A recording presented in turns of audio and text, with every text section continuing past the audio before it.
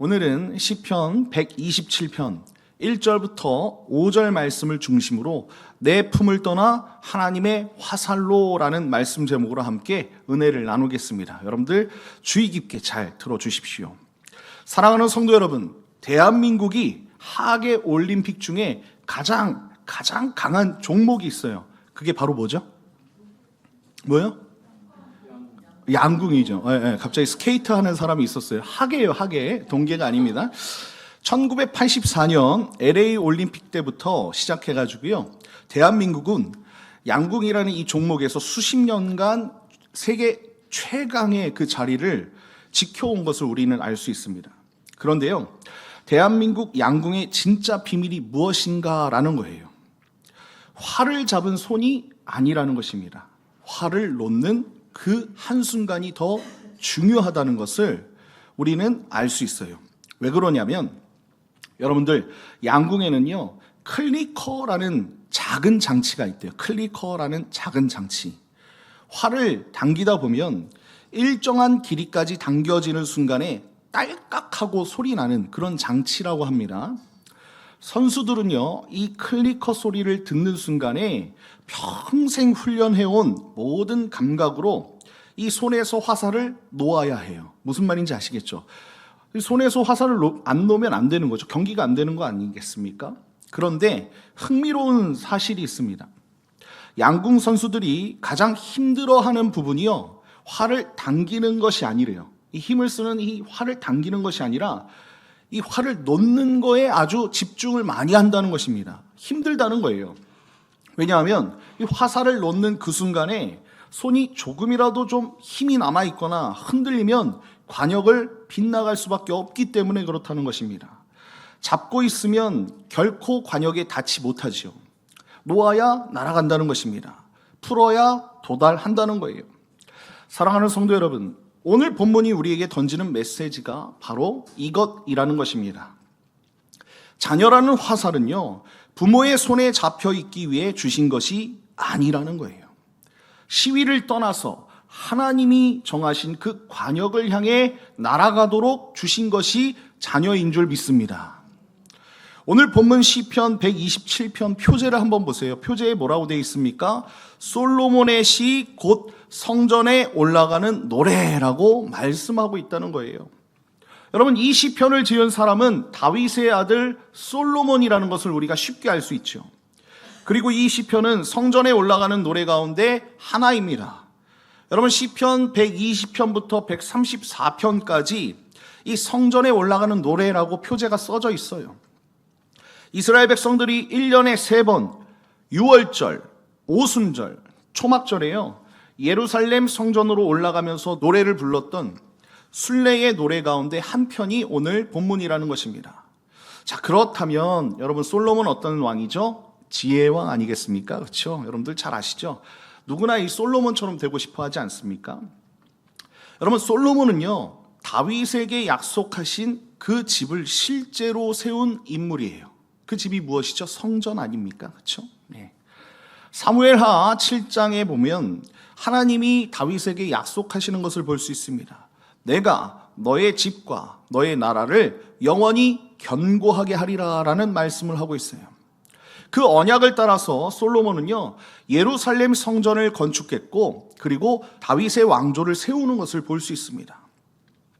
그런데 그토록 위대한 건축자였던 이 솔로몬이요 오늘 시편 127편 첫 구절에 어떻게 노래하고 있는가라는 거예요. 여러분들 보시면 뭐라고 말씀하고 있어요? 여호와께서 집을 세우지 아니하시면 세우는 자의 수고가 헛되며 라고 말씀하고 있어요. 자, 따라합시다. 여호와께서 집을 세우지 아니하시면 세우는 자의 수고가 헛되며.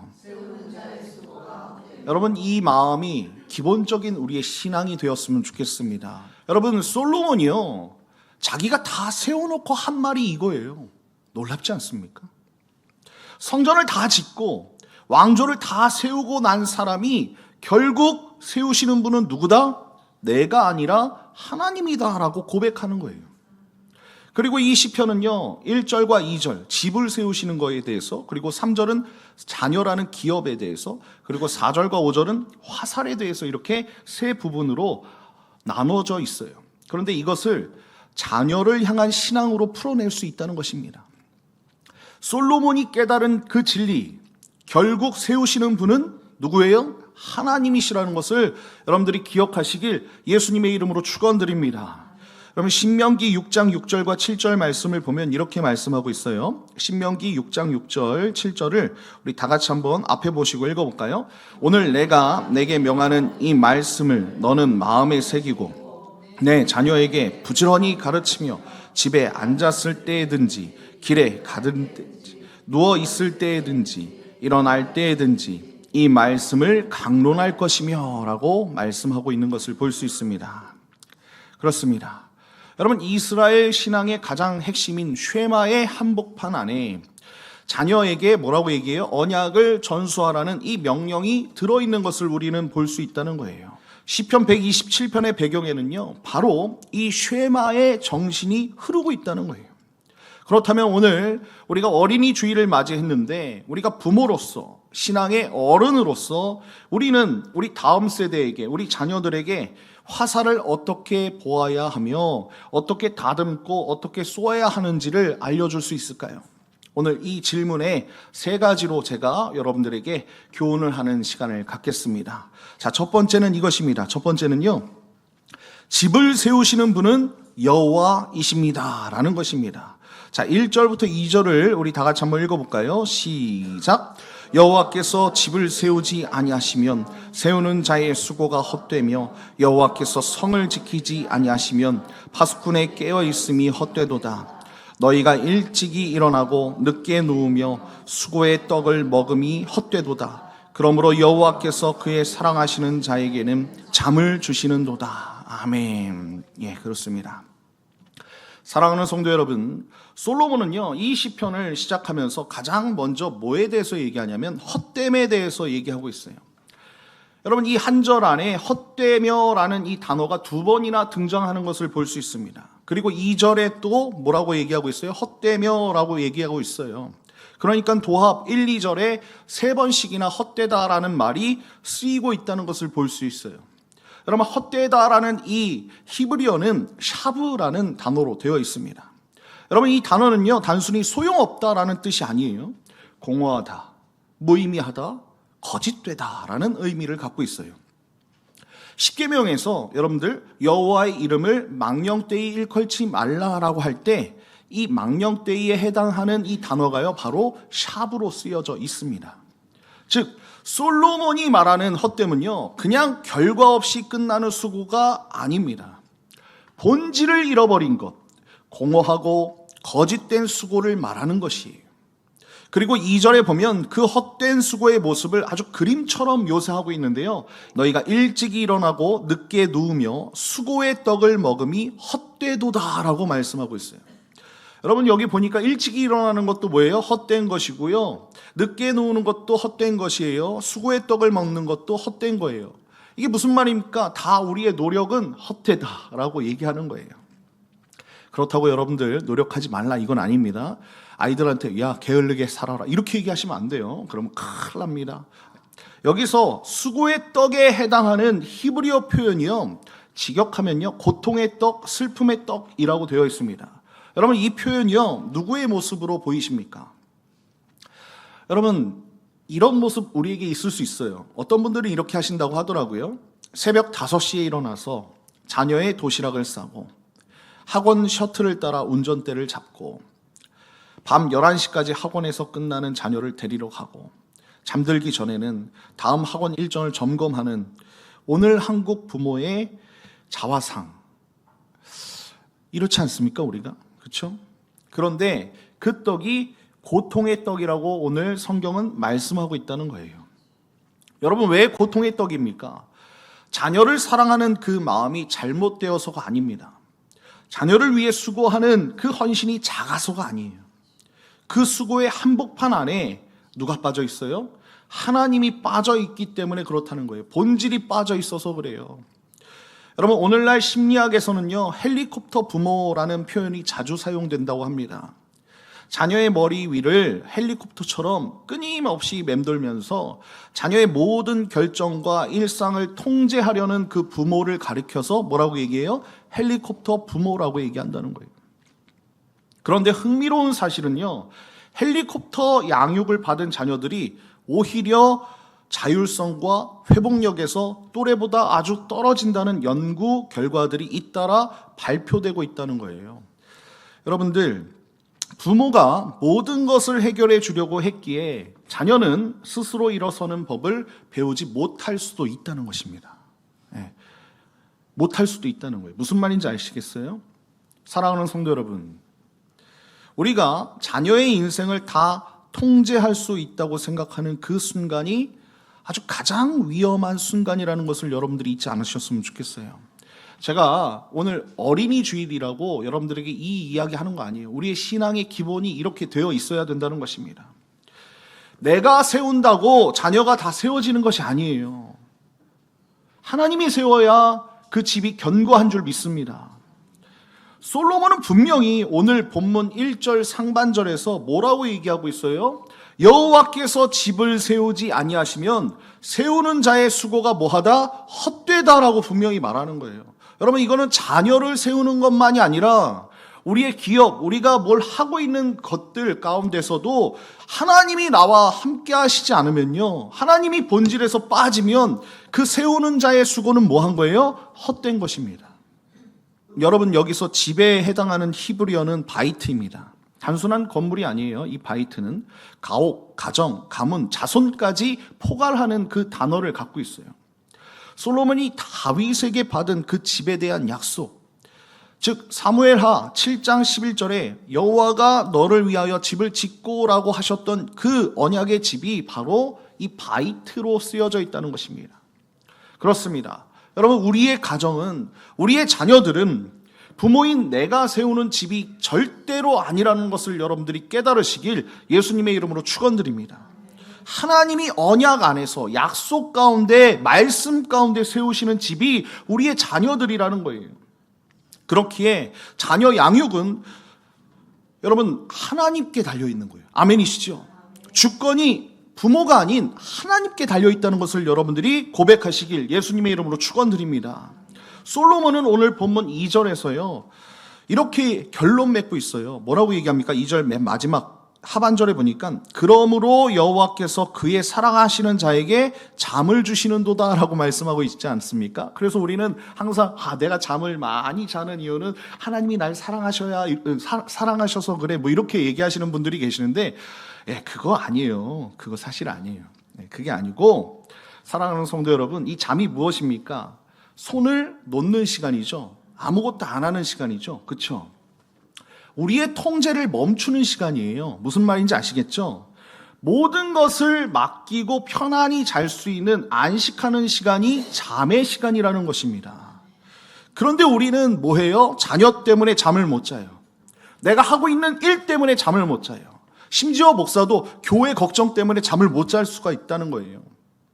입시 때문에 잠을 못 자고, 진로 때문에 잠을 못 자고, 친구 관계 때문에 잠을 못 자고.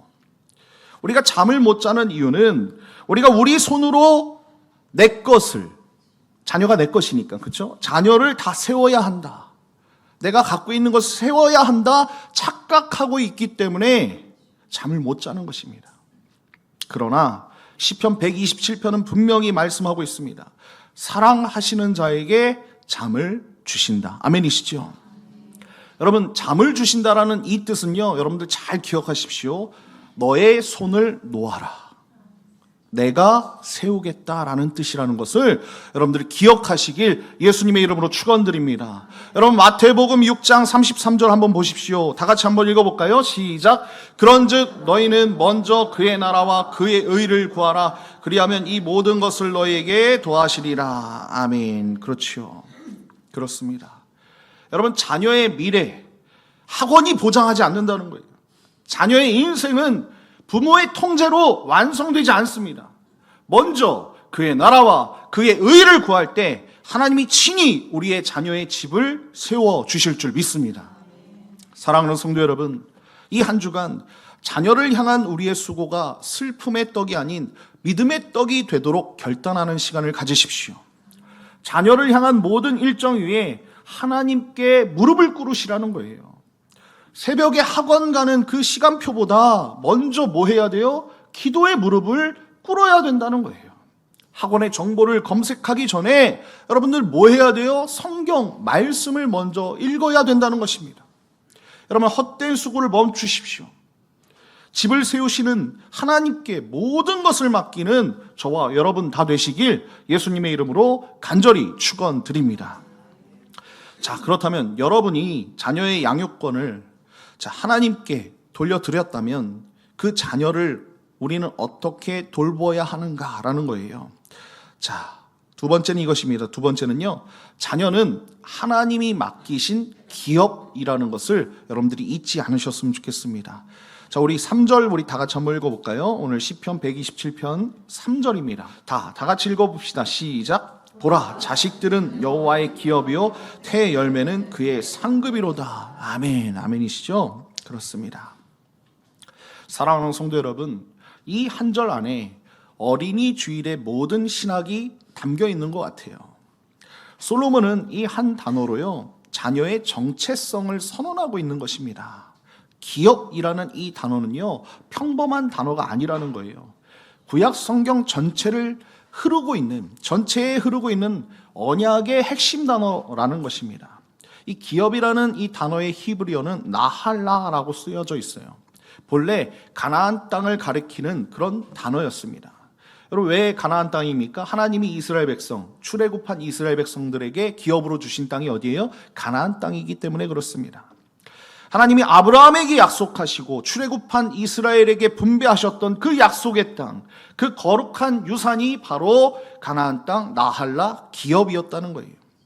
여호수아 13장에서 18장까지 한번 보십시오. 그러면 가나안 땅이 각 지파에게 분배될 때 사용된 그 단어가 바로 이 나할라로 쓰여져 있어요. 그렇다면 하나님께서 이 자녀를 기업으로 부르셨다는 것은 어떤 뜻인가라는 것입니다. 잘 기억하십시오. 여러분, 자녀는요, 우리에게 주신 약속의 땅과 같다라는 거예요. 거룩한 유산이라는 것입니다. 그런데 약속의 땅에 대한 이 한 가지 분명한 사실이 있습니다. 그 땅의 진짜 주인은, 그 땅의 진짜 소유주는 이스라엘 백성, 우리 부모가 아니라 누구예요? 하나님이시라는 거예요. 하나님이 그 땅을 주신 거죠. 레위기 25장 23절을 보십시다. 우리 다 같이 한번 읽어볼까요? 앞에 보고 시작. 토지를 영구히 팔지 말 것은 토지는 다 내 것임이라. 너희는 거류민이요 동거하는 자로서 나와 함께 있느니라. 예. 여러분들은 그냥 거류민이에요. 거류민이 또 다른 말로 무엇입니까? 나그네예요. 이 토지는 다 누구 거예요? 하나님 거라고 분명히 말씀하고 있지 않습니까? 그렇죠? 여러분, 이건 놀라운 뜻입니다. 가나안 땅의 진짜 주인은 하나님이라는 거예요. 이스라엘은요, 이 땅을 어떻게 한 거예요? 위탁받은 겁니다. 청지기로서 그냥 쓸 뿐이에요. 마찬가지입니다. 자녀의 진짜 주인은 내가 아니라 하나님이신 줄 믿습니다. 부모는 그 자녀를 위탁받아서 양육하는 청지기일 뿐입니다. 그리고 3절을 보니까 뭐라고 말씀하고 있습니까? 솔로몬이 이어서요, 태의 열매는 그의 상급이로다라고 말씀하고 있지 않습니까? 여러분, 여기서 상급이라고 해당하는 이 히브리어는요, 샤카르라고 쓰여져 있어요. 품삯, 보상이라는 뜻입니다. 자녀는 우리가 노력해서 얻는 우리의 소유물이 아니라요, 하나님이 친히 주시는 품삯, 거룩한 보상이라는 것을 여러분들이 잊지 마십시오. 사랑하는 성도 여러분, 이렇게 생각하지 않았으면 좋겠어요. 내가 낳았으니 내 자식이지. 내 피와 내 살로 키웠으니 내 자식이지. 내가 학원비 다 냈으니 생색내지 마시고요. 내 자식이지. 이렇게 하면 안 된다는 거예요. 그런데 여러분, 성경 한번 보십시오. 자녀는 내 것이 아니라 하나님 것이라고 분명히 말씀하고 있지 않습니까? 우린 청직이에요. 영국의 위대한 신학자이고 부흥사였던 존 웨슬리와 찰스 웨슬리라는 형제가 있어요. 18세기 영국을 깨우고 미국 대각성 운동의 불씨가 된 인물들이었습니다. 그런데 이 형제를 길러낸 어머니가 더 정말로 멋져요. 어떤 분이냐면 수산나 웨슬리라는 분이에요. 수산나는 19명의 자녀를 낳았는데 그중 9명만 살아남았대요. 그 당시엔 많이 죽었으니까. 가난했고 남편의 사역으로 늘 분주했습니다. 집안일을 도와줄 사람도 없었어요. 그런데 그녀는 한 가지 원칙을 평생 지켰다고 합니다. 매주 한 명의 자녀와 단둘이 만나는 시간을 1시간 따로 두는 것이었어요. 그 1시간 동안 이 수산나 웨슬리는요, 자녀의 영혼을 살피고 그 자녀를 위해 함께 기도하고 성경을 풀어주었다고 합니다. 그녀는 자녀들을 향해 늘 이런 마음을 품고 있었다고 전해지고 있어요. 이 아이는 내 것이 아닙니다.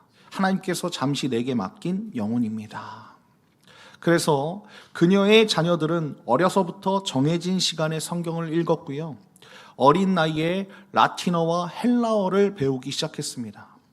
그리고 그녀가 그토록 정성껏 길러낸 그 아이들이 결국 18세기 영국과 미국의 위대한 일꾼들이 되었다는 거예요. 자, 그렇다면 이 자녀가는 어디서 배웠을까라는 거예요. 여러분, 성경에서 배웠겠죠. 그렇죠? 성경 전체의 흐름은요, 이 흐름에서 나왔다는 거예요. 사도행전 2장 39절에 보면 이렇게 말씀하고 있어요. 신약에도 이런 말씀이 있습니다. 우리 다 같이 한번 읽어볼까요? 시작. 이 약속은 너희와 너희 자녀와 모든 먼데 사람 곧 주 우리 하나님이 얼마든지 부르시는 자들에게 하신 것이라. 아멘. 예. 여러분, 성경의 약속은요, 우리와 우리 자녀와 곧 먼데 사람, 하나님이 얼마든지 부르시는 자들에게 이 성경의 약속을 주셨다는 것 여러분들이 잊지 않으셨으면 좋겠습니다. 사랑하는 성도 여러분, 베드로가요, 오순절 설교에서 약속한 그 구원의 언약은요, 너희와 너희 자녀에게 주어진 것이다 라고 말씀하는 거예요. 자녀는 부모의 신앙과 분리된 별개의 존재가 아니라는 것입니다. 부모를 통해 흘러가는 언약의 자손인 줄 믿습니다. 여러분, 시편 78편 5절에서부터 7절 우리 다 같이 한번 읽어볼까요? 수고스러워도 오늘은 말씀을 좀 많이 읽어봅시다. 시작. 여호와께서 증거를 야곱에게 세우시며 법도를 이스라엘에게 정하시고 우리 조상들에게 명령하사 그들의 자손에게 알리라 하셨으니 이는 그들로 후대 곧 태어날 자손에게 이를 알게 하고 그들은 일어나 그들의 자손에게 일러서 그들로 그들의 소망을 하나님께 두며 하나님께서 행하신 일을 잊지 아니하고 오직 그의 계명을 지켜서. 아멘. 그렇습니다. 여러분, 성경은요, 계속해서 뭘 얘기해요? 자녀들에게 하나님을 알려라, 가르쳐라. 자녀는 단순한 가족 구성원이 아니라는 것입니다. 아브라함에게서부터 시작되어서 그리스도 안에서 성취된 그 언약이요, 우리를 거쳐서 다음 세대에게로 흘러가는 거룩한 통로라는 것을 여러분들이 잊지 마시길 예수님의 이름으로 축원드립니다. 우리의 가정은 사적인 공간이 아니라는 거예요. 그래서 이게 다 내 거다, 이게 아니라는 것입니다. 구속사, 그 언약에 흐르는 거룩한 집안, 가정이라는 거예요. 우리의 자녀는 우리의 트로피가 아닙니다. 하나님의 언약이 다음 세대로 흘러가는 거룩한 기업이라는 거예요. 계속해서 예수 그리스도의 자녀들이, 빛된 자녀들이 계속해서 남겨져야 되지 않겠습니까? 우리가 어떻게 살아야 합니까? 여러분, 자녀를 비교하지 마십시오. 옆집 아이는 이런데 사촌은 무슨 학교를 갔더라, 쟤는 누구랑 잘 결혼했더라, 이런 얘기하면 안 된다는 거예요. 비교하는 순간 자녀를 하나님이 맡기신 고유한 기업으로 우리가 보지 못하고 있다는 것을 인정하는 것입니다. 그렇기 때문에 여러분, 우리는 비교보다는 자녀를 위해 매일 기도해야 할 줄 믿습니다. 수산나 웨슬리처럼 자녀의 이름을 부르면서 무릎 꿇어야지요. 자녀가 다닐 학교는 자녀가 정하지만 자녀가 살아갈 영혼의 표대는요, 부모의 기도가 정하는 줄 믿습니다. 자녀와 함께 말씀을 펴야 돼요. 잠자리 들기 전에 한 10분 정도 여러분들이 물어보셔야 돼요. 오늘 성경 읽었니? 안 읽었으면 나랑 읽어. 큐티책 왜 이렇게 백지니? 아무것도 안 썼네. 한번 점검하셔야죠. 그 10분이요, 한 시대를 깨우는 인물을 길러낼 수 있다는 것입니다. 이 한 주간 자녀를 내 것에서 하나님의 것으로 돌려드리는 결단을 하시길 예수님의 이름으로 축원드립니다. 마지막입니다. 그렇다면 하나님의 기업으로 받은 자녀를 우리는 어디까지 책임지고 어떻게 보내야 하는가라는 거예요. 자, 세 번째는 이것입니다. 세 번째, 우리 다 같이 한번 읽어볼까요? 시작. 화살은 쏘라고 주신 것입니다. 아멘. 자, 4절부터 5절 우리 다 같이 한번 읽어볼까요? 시작. 젊은 자의 자식은 장사의 수중의 화살 같으니 이것이 그의 화살통에 가득한 자는 복되도다. 그들이 성문에서 그들의 원수와 담판할 때에 수치를 당하지 아니하리로다. 아멘. 여러분, 솔로몬은 자녀를 두 가지 강력한 이미지로 그려내고 있는 것을 볼 수 있습니다. 장사의 수중의 화살, 그리고 화살통에 가득한 자라고 얘기하고 있지 않습니까? 여기서 장사라고 말씀하고 있는 이 히브리어는요, 단순한 군인이 아니에요. 단순한 그런 장사가 아닙니다. 여러분, 다윗의 30용사를 가리킬 때도 사용된 단어이고요, 영적인 전사, 용맹한 용사를 뜻하는 거예요. 그리고 화살에 해당하는 이 히브리어는요, 헤츠라고 되어 있는데 멀리 날아가서 적의 심장을 꿰뚫는 무기라고 되어 있습니다. 그러나 정확한 방향이 잡혀있지 않으면 그 쓸모없는 도구 아니겠습니까? 그런데 사랑하는 성도 여러분, 화살에 대한 한 가지 분명한 진리가 있지요. 여러분, 화살의 운명은 세 가지예요. 다듬어져야 되고, 그렇죠? 방향을 위해서. 그리고 시위에 매겨서 이렇게 쏴야 되고, 그리고 쏘아지는 것입니다. 화살이 화살통에만 머물러 있으면 그것은 화살입니까? 아니에요. 그냥 장식품인 거예요. 그렇죠? 그저 나무 막대기만 될 수밖에 없는 거예요. 화살은 시위를 떠나야 비로소 화살의 역할을 할 수 있는 것입니다. 여러분, 우리의 자녀가 그렇다는 거예요. 부모의 품 안에 영원히 머물러 있는 자녀는 아무도 없어요. 하나님이 빚으신 본래의 모습이 이거라는 것입니다. 자녀는요, 떠나야 자녀입니다. 시위를 떠나야 화살인 것처럼 자녀는 떠나야 되는 거예요. 그런데 4절, 여러분 4절을 자세히 보면 한 가지 더 놀라운 표현이 있거든요. 장사의 수중에 화살이라고 되어 있어요. 여러분, 화살은 누구의 손에 있다고 지금 말씀하고 있어요? 네, 장사, 용맹스러운 어떤 영적 전사의 손에 있는 거예요. 그런데 이 영적 전사가 누구입니까? 1차적으로는 우리예요. 우리 부모예요. 부모에게 자녀는요, 화살과도 같은 존재예요. 그래서 우리가 좀 든든하지 않습니까? 그런데 궁극적으로, 제일 궁극적, 본질적으로는 이 화살의 진짜 주인은 누구세요? 하나님이시라는 거예요. 여러분, 하나님이 시위를 당기시고 하나님이 방향을 정하시고 하나님이 우리 자녀들을 쏘아 보내신다는 거예요. 이것을 믿으십시오. 부모는 그 활 시위에 잠시 함께 손을 얹는 그런 동역자라는 것입니다. 여러분, 한국교회의 역사 한번 되돌아보십시오. 우리가 오늘 누리는 이 신앙이 어디서 왔습니까? 1885년 4월 5일 부활절 아침에 호러스 그랜트 언더우드 선교사, 그리고 헨리 아펜젤러 선교사, 인천 제물포 항구에 발을 디뎠습니다. 이 선교사들이, 그들은 단지 자기 발로 온 것이 아니에요. 그들의 어머니가, 그들의 아버지가 자녀를 하나님의 화살로 쏘아 보낸 것이지요. 이 대한민국에. 한국 교회 초기에 헌신했던 또 한 사람, 제가 한번 설명한 적 있죠. 미국 텍사스에서 온 루비 캔드릭이라는 선교사입니다. 그녀는 1907년 한국에 왔지만 사역을 시작한 지 8개월 만에 24살의 젊은 나이에 급성 맹장염으로 세상을 떠났어요. 너무도 짧은 사역이었습니다. 그녀의 무덤은 양화진 외국인 선교사 묘원에 있는데 그 묘비에 이런 글이 새겨져 있어요. 나에게 1000개의 생명이 있다면 그 모두를 조선을 위해 바치겠습니다. 여러분, 이 루비 캔드릭의 죽음이 미국에 전해졌을 때 텍사스에 있는 청년들이 그 묘비명을 듣고 눈물로 결단하고 정말로 이 한국에 내가 루비 대신 조선으로 가서 하나님을 전하겠습니다 라고 하지 않았습니까?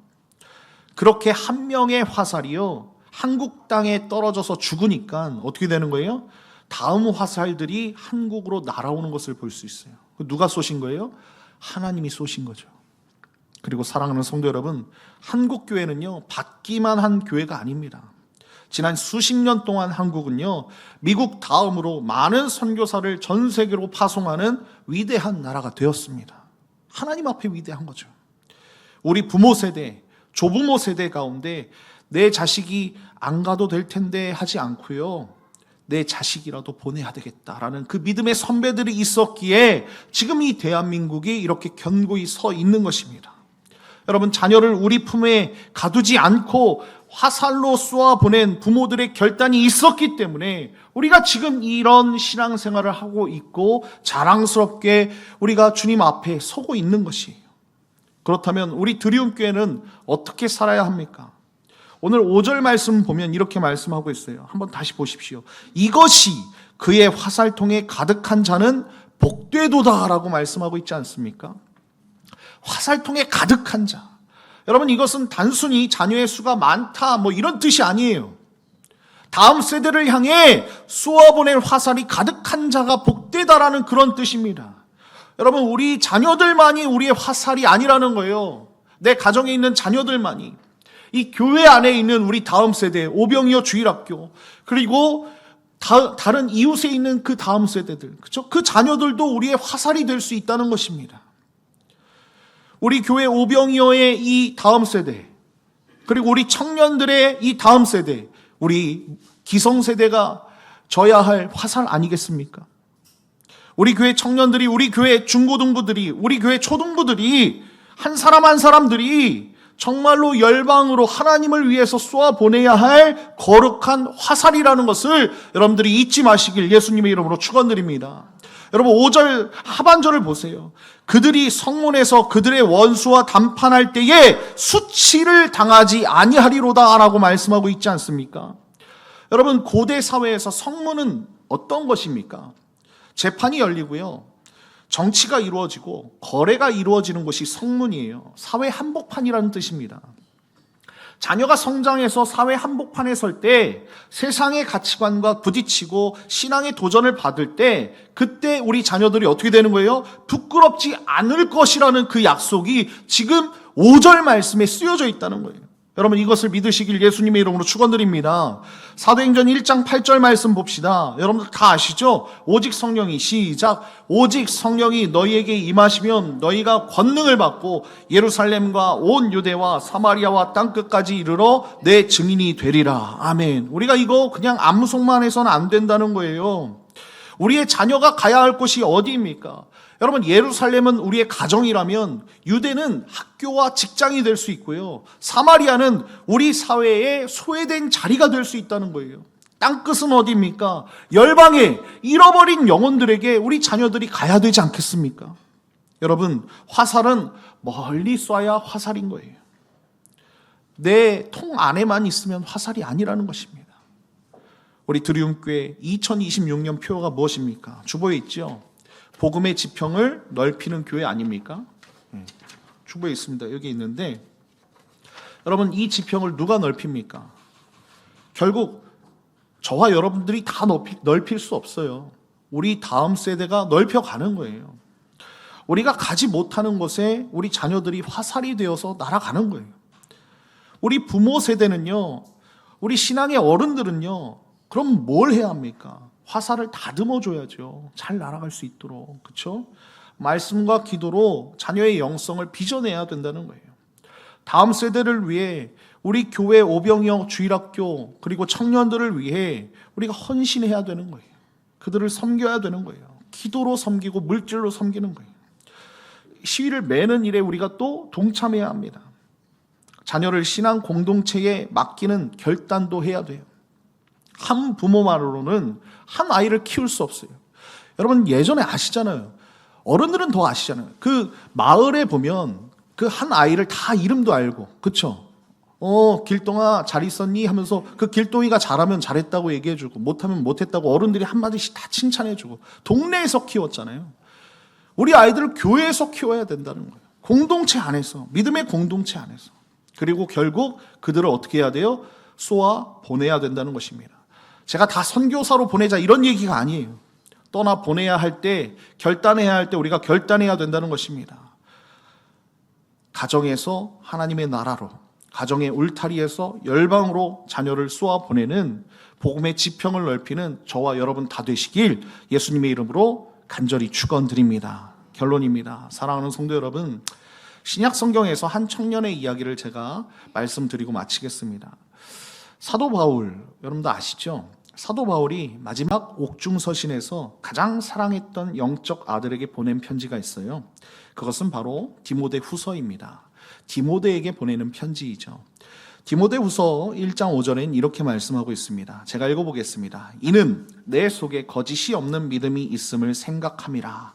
이 믿음은 먼저 내 외조모 로이스와 내 어머니 유니게 속에 있더니 내 속에도 있는 줄을 확신하노라 라고 그렇게 말을 하는 것을 볼 수 있습니다. 여러분, 이 한 절 안에 신앙의 화살이 어떻게 쏘아지는가가 그려지고 있다는 거예요. 여러분, 디모데는 어려운 환경에 있었어요. 사도행전 16장 1절을 보면 디모데의 아버지는 헬라인이었습니다. 신앙의 가정이 아니었던 것 같아요. 헬라인이라는 것은 이방인이라는 뜻이거든요. 그런데 이런 환경 속에서도 디모데의 신앙은 어떻게 자라났는가라는 거예요. 외할머니 로이스가 어머니 유니게에게, 그리고 어머니 유니게가 아들 디모데에게 믿음의 화살을 쏘아 보냈다는 것입니다. 3대를 관통한 그 믿음의 시위가 이 한 청년을요, 사도 바울의 동역자로 세웠고요, 그리고 에베소 교회의 목회자로 세우는 것을 볼 수 있습니다. 디모데가 살았던 시대에도 결코 만만치 않았어요. 로마 제국의 기독교 박해가 시작됐던 그런 시기였고요, 거짓 교사들이 교회 안에 침투했던 시기였습니다. 그런데 디모데가 흔들리지 않았다는 거예요. 왜냐? 외할머니의 무릎과 어머니의 가슴에서 그가 이미 성경에 깊이 뿌리 내린 화살이 있었기 때문에 그렇습니다. 여러분, 디모데후서 3장 15절을 보면 이렇게 말씀하고 있어요. 우리 다 같이 한번 읽어볼까요? 시작. 또 어려서부터 성경을 알았나니 성경은 능히 너희로 그리스도 예수 안에 있는 믿음으로 말미암아 구원에 이르는 지혜가 있게 하느니라. 아멘. 그렇습니다. 사랑하는 성도 여러분, 외할머니 로이스도 어머니 유니게도 한 가지를 결단한 것 같아요. 자기 손에서 하나님께 디모데를 손을 놓는 거예요. 디모데가 사도 바울을 따라 1차, 2차, 3차 전도 여행을 떠날 때 어머니 유니게의 마음이 어땠을까요? 막 좋았을까요? 그렇지는 않았을 거예요. 힘든 여정이잖아요. 그러나 그녀는 그 디모데를 자기 품에 가두지 않았다는 것입니다. 디모데를 하나님의 화살로 보냈다는 거예요. 그래서 결국 이 디모데가 정말로 초대교회의 가장 영향력 있는 목회자로 성장할 수 있었다는 것입니다. 어떤 신앙의 어른이 자녀 양육에 대해서 이런 말을 남겼어요. 성공한 부모는 자녀를 자기보다 더 큰 사람으로 만든 부모이다. 예, 그렇습니다. 자녀가 부모를 뛰어넘는 것이 하나님의 뜻이에요. 예, 키를 뛰어넘어라 이게 아니에요. 재력을 뛰어넘어라 이게 아니에요. 신앙을 뛰어넘어야 돼요. 신앙을 뛰어넘어야 돼요. 내 어머니가 나를 위해서 그렇게 기도했다면 나는 그 어머니보다 더 기도할 수 있는 사람이 되어야 되는 거예요. 아멘이시죠? 부모가 자녀의 천장이 되어서는 안 돼요. 디딤돌이 되어야죠. 그렇죠? 마지노선이 되면 안 된다는 거예요. 사랑하는 성도 여러분, 여러분 꼭 이것을 기억하시고, 주님, 이 아이는 제 것이 아닙니다. 주님이 맡기신 기업이며 주님의 화살입니다. 제 손을 놓겠습니다. 주님이 이 아이를 사용하여 주시옵소서. 이렇게 기도할 때 하나님께서 여러분과 저와 또 이 교회와 이 나라와 이 민족에게 큰 비전과 큰 능력을 행해 주실 줄 믿습니다. 이 은혜가 여러분에게 가득 넘치시길 예수님의 이름으로 간절히 축원드립니다.